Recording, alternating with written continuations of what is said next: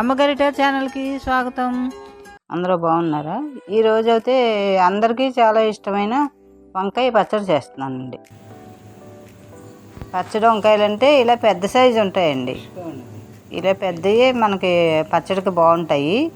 ఈ సైజు వంకాయ తీసుకుని పైన కాస్త నూనె రాసేయాలి. శుభ్రంగా నూనె అంతా బాగా రాస్తే అది బాగా కాలి పైన తొక్క వచ్చేస్తుంది.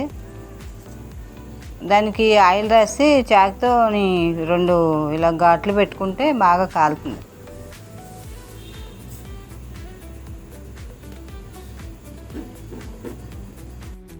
ఆయిల్ రాసాం కదా, ఇప్పుడు స్టవ్ వెలిగించి పెద్ద మంట పెట్టి కాయ దాని మీద పెట్టేస్తే కాలుతుంది. కొంచెం అటు ఇటు తిప్పుకుంటా అది పైన తొక్క అంతా నలుపు రంగు వచ్చేలాగా కాలిలాగా మనం ఒకచోట పెట్టి ఉంచేయకూడదు, అటు ఇటు కదుపుకుంటూ ఉండాలి. ఇలాగా అది కాలిపోతుంది. అది బాగా కాలితేనే అది లోపలంతా మగ్గిపోతుంది అన్నమాట. వంకాయ అలా కాల్చిన వంకాయ పచ్చడి అంటే చాలా టేస్ట్ వస్తుందండి. స్మెల్ కూడా మనం ఇక్కడ వంకాయ కలితే ఎంత దూరం స్మెల్ ఎంత లెక్క వస్తుంది. చాలా బాగుంటుంది. ఇలా కాల్చిన వంకాయ కాల్చిన పచ్చడి అయితే బాగుంటుంది. ఇది పెట్టింది పేరు పూర్వం నుంచి ఉన్నది. ఇలాగా ఇదివరకు అంటే పొయ్యిలు ఉండి కాబట్టి నిప్పుల మీద కాల్చేవారండి మా నాన్నమ్మ వాళ్ళు.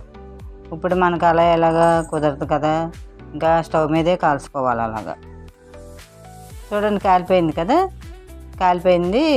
పక్కన పెట్టేసుకున్నాం. ఇంకా అది వంకాయ అలా చల్లారుతూ ఉంటుంది. ఈలోపు పచ్చడికి ఏమేమి కావాలో అన్నీ వేపిస్తాను. ఈలోపు బాణలు పెట్టి స్టవ్ మీద అది వేడెక్కిన తర్వాత 4 స్పూన్లు ఆయిల్ పోసుకుని, అది కూడా వేడెక్కిన తర్వాత 2 స్పూన్లు మినపప్పు, 2 స్పూన్లు పచ్చిశనగపప్పు, ఒక అర టీ స్పూన్ జీలకర్ర,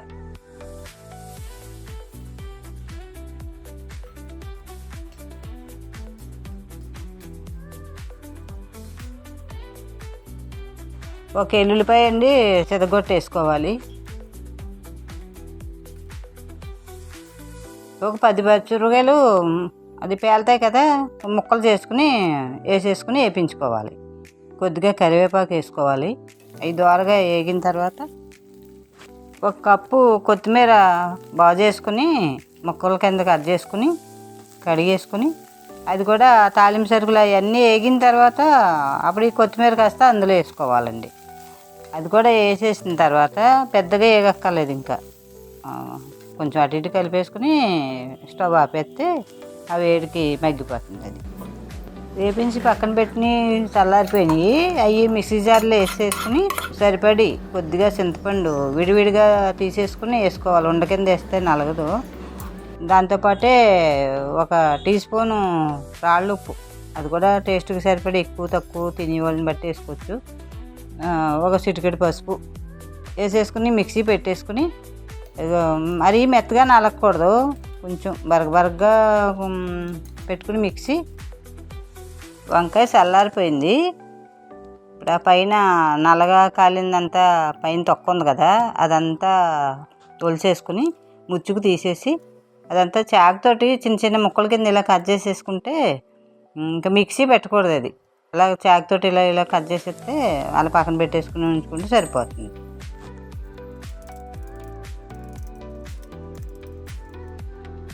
అప్పుడు ఈ వంకాయ పక్కన పెట్టి ఉంచాను కదా, అది కూడా ఒక జార్లో వేసేసుకుని, మిక్సీ పెట్టింది కూడా జార్లో వేసేసుకుని చూడండి, అలా స్పూన్తో శుభ్రం కలిపేస్తే కలిసిపోతుంది.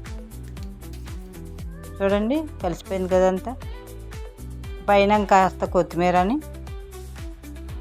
2 పచ్చిమిరపకాయలు వేపించి వేసుకుంటే బాగుంటుంది.